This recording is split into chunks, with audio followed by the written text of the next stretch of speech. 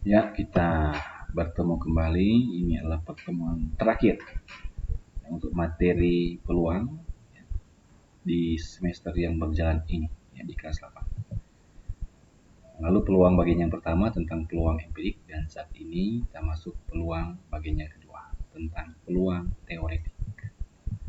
Tujuan pembelajaran kita menentukan peluang teoretik suatu percobaan, menentukan peluang hubungan empirik dan teoretik. Itulah tujuan pembelajaran kita. Masuk bagian yang pertama, peluang teoretik. Apa itu peluang teoretik? Ya, dalam bahasan ini kalian akan belajar tentang peluang teoretik atau theoretical probability, ya, bahasa Inggris itu. Suatu eksperimen. Ya, peluang teoretik dikenal juga dengan istilah peluang klasik, atau disebut peluang saja. Ya, jika ada suatu soal yang hanya menyebutkan tentukan nilai peluang muncul, berarti yang dimaksud adalah peluang teoretik. Peluang teoretik adalah rasio dari hasil yang dimaksud dengan semua hasil yang mungkin pada suatu eksperimen tunggal. Nah, dalam suatu eksperimen, himpunan semua hasil atau outcome yang mungkin disebut peluang sampel, bisa disebutkan S. Selanjutnya, setiap hasil, ya, tunggal yang mungkin pada ruang sampel disebut titik sampel. Nah, kejadian adalah bagian dari ruang sampel. Ya, kejadian adalah bagian dari ruang sampel. Kejadian A dapat terjadi jika memuat titik sampel pada ruang sampel. Jadi ada ruang sampel, ada titik sampel. Ruang sampel memuat titik sampel. Seperti itu. Nah, seperti apa titik sampel? Perhatikan. Misalkan NA menyatakan banyak titik sampel, kejadian A, NS semua titik sampel pada ruang sampel S. Maka peluang teoretik kejadian A dirumuskan dengan NA per NS. NA adalah banyak titik sampel, NS adalah semua, ya, titik sampel pada ruang sampel. Ya. DNA banyak titik sampel kejadian A, dan NS adalah semua titik sampel pada ruang sampel S. Itulah peluang teoretik rumusnya. Ya. Di PA peluang kejadian A, NA banyak anggota kejadian A, S banyak anggota ruang sampel. Ya. Oke, kita mulai. Sebelum menentukan peluang teoretik, percobaan terlebih dahulu penting untuk kalian ketahui tentang ruang sampel suatu eksperimen. Ruang sampel adalah kumpulan atau himpunan semua hasil yang mungkin muncul pada suatu percobaan. Sedangkan titik sampel adalah anggota-anggota dari ruang sampel. Nah, banyak anggota titik sampel dari ruang sampel dilambangkan dengan NS. Banyak anggotanya, anggota atau banyak titik sampel, lambangnya adalah NS. Seperti apa? Kita mulai dari uang logam. Nah, pada peluang empirik sudah Anda ketahui ada dua kejadian untuk satu koin uang logam, angka atau gambar. Ya. Ya, untuk satu keping uang logam ada angka, ada gambar. Berarti titik sampelnya adalah dua. Ini ruang sampelnya, ini titik sampel. Ruang sampelnya adalah angka gambar, titik sampelnya ada dua. Kemudian ruang sampel dua keping uang logam ada 4 titik sampelnya. Ini ruang sampelnya. Angka-angka bisa muncul angka-angka karena ini dua koin yang dilempar. Ya, dua koin yang dilempar bisa muncul angka-angka, ya, bisa angka gambar, bisa gambar angka, bisa gambar gambar. Titik sampelnya ada 4. Itu kalau dua keping uang logam. Nah, bisa juga dalam bentuk tabel, ya, seperti ini. Jadi angka gambar, ini uang keping yang pertama, ini uang keping yang kedua.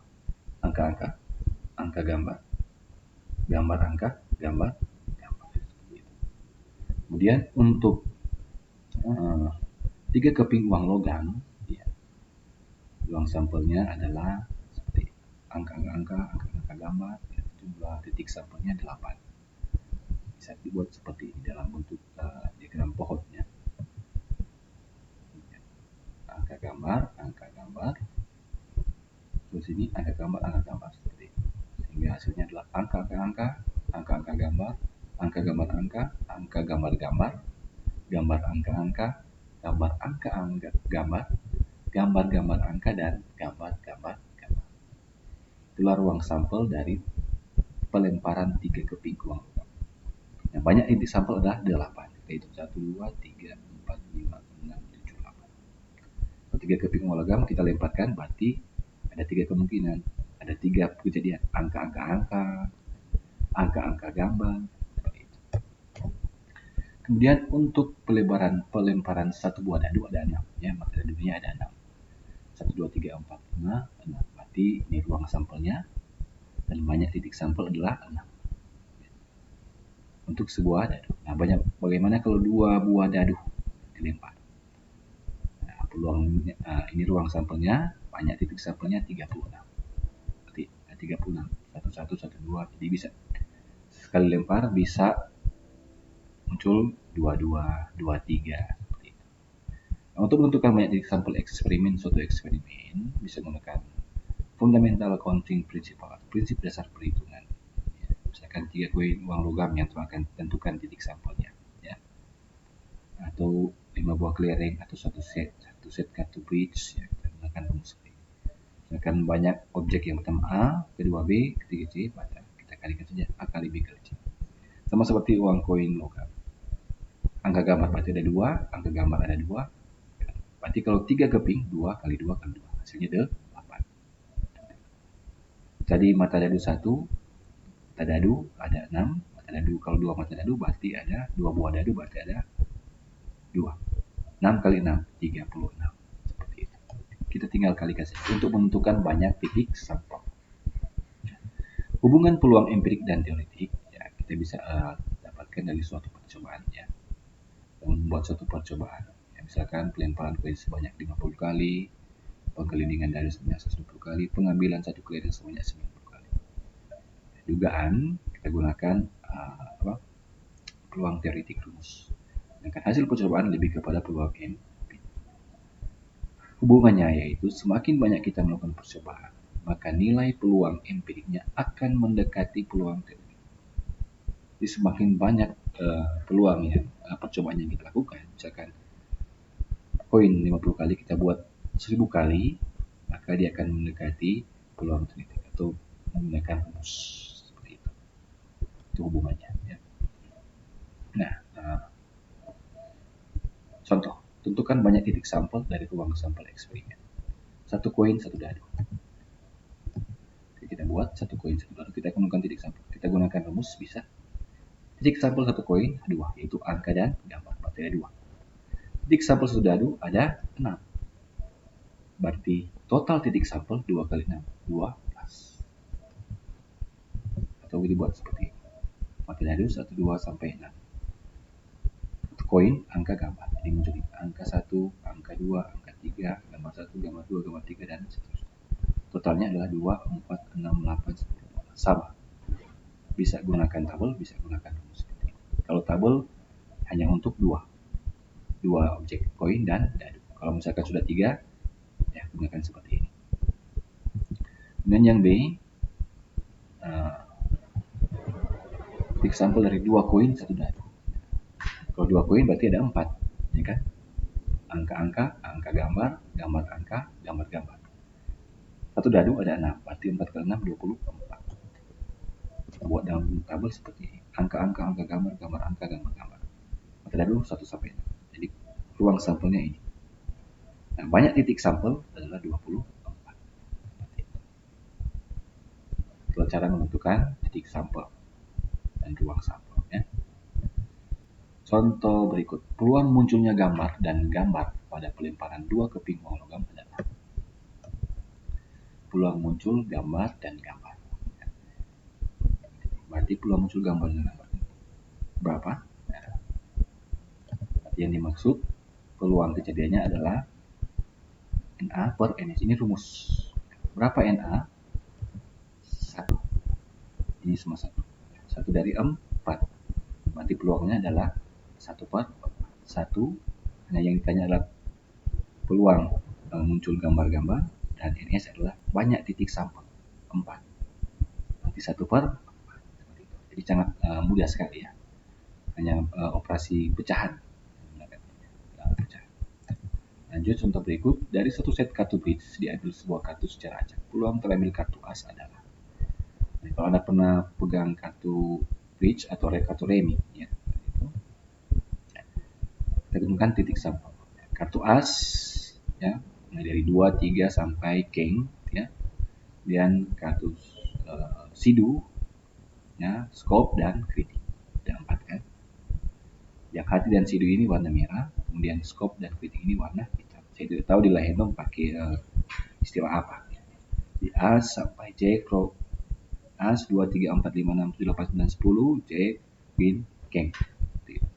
Itu ada 13. Berarti total titik sampelnya ada 52. 13 kali 4. Peluang terambil kartu as. Berarti kartu as ada 4. Berarti 4 per 52.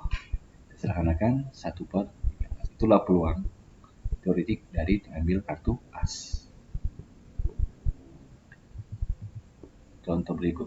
Sebuah dadu digelindingkan sekali. Berapa peluang kejadian mata dadu kelipatan 3? Mata dadu bukan kelipatan 3.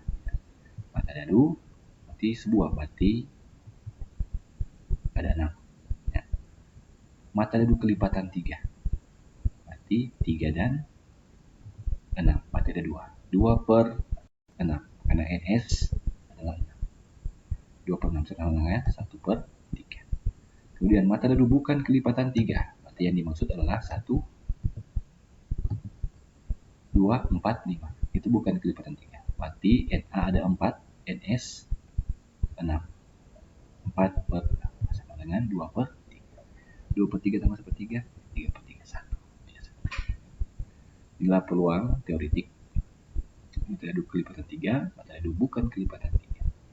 Nah, jadi kita tentukan dulu ruang sampel atau titik sampel supaya lebih mudah. Contoh berikut. Seorang melakukan pengundian dengan mengelilingkan 2 dadu. Peluang teoretik muncul mata dadu berjumlah 8 adalah 2 dadu. Nah, kalau 2 dadu berarti NS-nya 36. Nah, berjumlah 8. Kita lihat mana yang berjumlah 8. 26, 6 tambah 2, 8, 3 tambah 5, 8, 4 tambah 4, 8, 5 tambah 3, 8, 6 tambah 2. Berarti ada 1, 2, 3, 4, 5. Berarti NA5, NS-nya 36. Karena total titik sampelnya 36. Berarti peluang titiknya adalah 5 per 36. Seperti itu. Lanjut, contoh berikut. Seorang melakukan pengundian dengan mengelilingkan 1 dadu dan 1 koin logam. Peluang teoretik muncul mata dadu 1 dan mata koin angka adalah, tentukan dulu ruang sampel dan titik sampel. Ruang sampelnya A1, A2, A3 sampai B6 tadi contoh, dan banyak titik sampel adalah 12. Jadi yang ditanya peluang muncul mata dadu 1 dan mata koin angka. Berarti yang dimaksud adalah ini 1 dan mata koin angka. Berarti NA-nya hanya 1. NS-nya 12. Berarti peluangnya adalah 1 per 12. Seperti itu. Lanjut, contoh berikut. Berapa perkiraanmu akan muncul mata dadu 3 saat dilakukan percobaan penggelindingan sebuah dadu sebanyak 360 kali? Ya, kan, bukan ruang sampel, satu buah dadu adalah 1 sampai 6. NS atau banyak titik sampel 6. Berarti peluangnya NA per NS. Ya. Muncul mata dadu 3 berarti hanya 3. 1. Berarti NA-nya 1, NS-nya 6. Berarti 1/6. Peluang muncul mata dadu 3. Berarti 1/6. Berarti 1/6 kita kalikan dengan 360 sama dengan 50 kali muncul. 1/6 kali 300, 50 kali muncul. 360, 50. Lanjut, contoh berikut. 2 dadu digabungkan serentak. Peluang muncul mata dadu keduanya bilangan prima adalah. Nah, ini 2 dadu. Kembali ke tabel. Peluang muncul mata dadu keduanya bilangan prima. Kita cari bilangan prima di sini. Nah, ini bilangan prima. 2, 3 dan 2, 3 dan 5 itu adalah bilangan prima. Tidak 1, 2, 3, 4, 5, 6, 7, 8, 9. Karena peluang muncul mata dadu keduanya berarti pasangannya harus bilangan 5. Berarti Na adalah 9, karena semua ada 9, dan NS adalah 36. Semuanya 36. Jadi peluang teoretiknya adalah 9 per 36. Kita sederhanakan, hasilnya adalah 1 per 4. Contoh berikutnya. Dalam sebuah kantong terdapat 10 kelereng merah, 11 kelereng hijau, 13 kelereng kuning, 9 kelereng biru. Jika diambil satu kelereng dari dalam kantong tersebut, peluang teoretik terambil kelereng selain merah adalah. Bukan dulu titik sampel. Mari kita jumlahkan. Merah ada 10, hijau ada 11, kuning ada 13, biru ada 9. Jadi jumlahnya 43. Peluang teoretik diambil kelereng selain merah adalah, berarti selain merah berarti yang dimaksud adalah hijau, kuning, biru. Jumlahkan. 11 tambah 13 tambah 9, 33. Berarti peluangnya adalah Na per Ns 33 per 43. Itulah peluang teoretik dari terambilnya selain merah. Jadi selain ini 10, ya berarti 11 tambah 13 tambah 9. Jadi peluangnya 33 per 43. Ya. Lanjut contoh berikut. Ya. Dalam satu kantong berisi 10 kelereng kuning, 5 kelereng putih, 26 kelereng biru. Satu kelereng diambil berwarna putih dan tidak dikembalikan lagi. Jadi diambil tapi tidak dikembalikan, otomatis titik sampelnya berkurang. Ya. Jika diambil lagi secara acak, nilai kemungkinan terambil kelereng putih lagi adalah, bukan dulu titik sampel, jumlahkan kelereng kuning tambah putih tambah biru, 41. Kemudian diambil putih, ya, berarti tertinggal 40, ya, karena soal B1 tidak dikembalikan, berarti tinggal 40. Ya. Peluang terambil lagi kelereng putih berarti tinggal 4, ya, sudah jadi 40, dan kelereng tadi dari 5 menjadi 4, berarti kelereng putih Na nya 4, sehingga peluangnya adalah 4 per 40. Sederhanakan 1 per 10. Itulah peluangnya. Ya, sangat mudah. Harapan. Apa itu frekuensi harapan? Frekuensi harapan suatu kejadian adalah harapan yang muncul suatu kejadian dari sejumlah percobaan yang dilakukan. Frekuensi harapan biasanya dilambangkan dengan FH. Secara matematik ditulis FH sama dengan PA kali N. PA adalah peluang kejadian dikali N, banyaknya percobaan.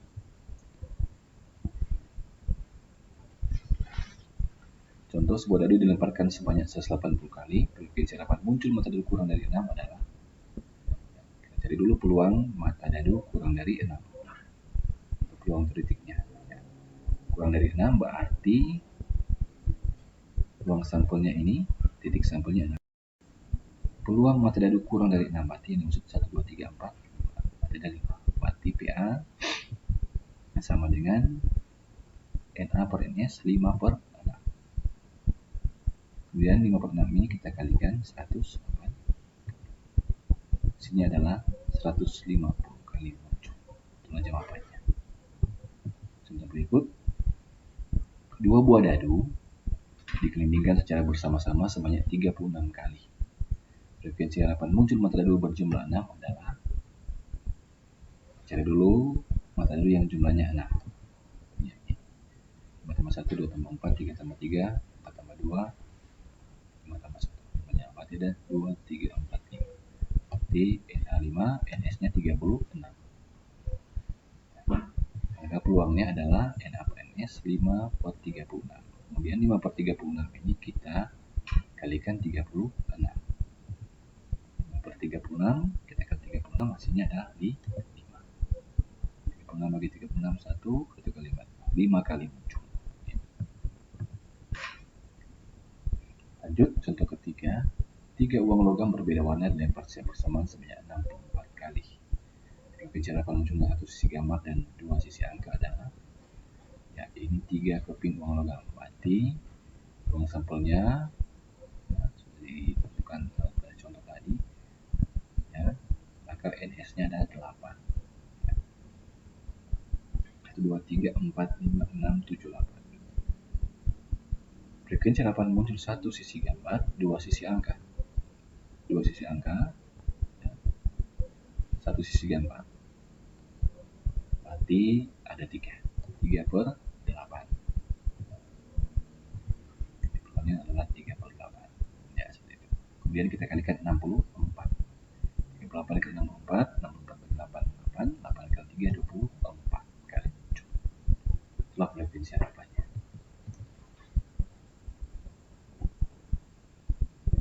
Sebuah kantung berisi kelereng merah dan biru. Jika peluang terambil kelereng merah sepertiga, tentukan frekuensi harapan terambil kelereng merah dari 30 pengambilan. B. Frekuensi harapan terambil kelereng biru dari 45 pengambilan. Selesaikan. Ya. Pertama, peluang terambil kelereng merah sudah diketahui sepertiga. Berarti kalau kelereng putih 1 kurang sepertiga. Ingat, peluang nilainya 1 yang tertinggi, 1 kurang sepertiga, hasilnya 2 per 3. 2 per 3 tambah sepertiga, hasilnya 3 per 3, hasilnya 1. Dan tinggal kurangkan saja. Ya, kalau sudah, karena frekuensi harapannya tinggal dikali dengan 30 untuk merah, untuk biru kali 45. Seperti itu. Jadi sepertiga kali 30, 10 kali, kemudian 2 per 3 kali 45, hasilnya 30 kali. Ya, 30 bagi 3, 10, 10 kali 1, 10. 45 bagi 3, 15, 15 kali 2, 30. Itulah frekuensi harapan. Ya. Jadi ambil kelereng merah dan kelereng biru. Seperti itu. Jadi ini kelereng biru yang putih. Lanjut. Dari seperangkat kartu dilakukan pengambilan secara acak sebanyak 150 kali. Jika setiap kartu diambil kemudian dikembalikan, berarti tidak ada pengurangan. Frekuensi harapan terambil kartu warna hitam adalah titik sampel dan 52. Ya, sudah tentukan tadi. 52. Kemudian yang ditanya banyak kartu hitam. Berarti yang warna hitam ini semua. Berarti ada 26, 13, 13. Berarti NA sama dengan 26 per 52. Hasilnya seperempat. Itulah peluang terambilnya kartu berwarna hitam seperempat. Kita kalikan dengan 260. Hasilnya adalah 130. Setengah dari 260. Itulah frekuensi harapan. Ini sangat mudah karena hanya bicara perkalian bilangan. Pecahan. Nah, tugas untuk Anda pertemuan yang terakhir dan tugas paling akhir ya, sepanjang semester 2 ini. Ya. Jangan lupa untuk Anda kerjakan. Ya. Di nomor 1 carilah ruang sampel titik sampel. Silakan gunakan rumus boleh. Ya, mencari ruang sampel titik sampel. Nomor 2 ya, tentukan juga titik sampel berapa. Di nomor 3 tanya peluang teoretik. Ya. Nomor 4 yang ditanya peluang teoretik juga. Nomor 5 peluang teoretik. Dia nomor 6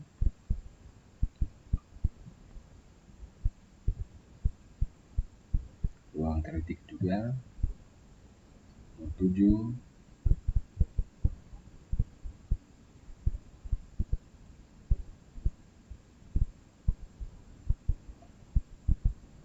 peluang teoretik. Nomor 8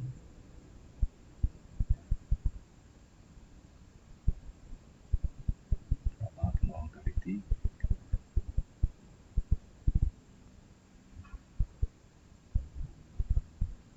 9 juga.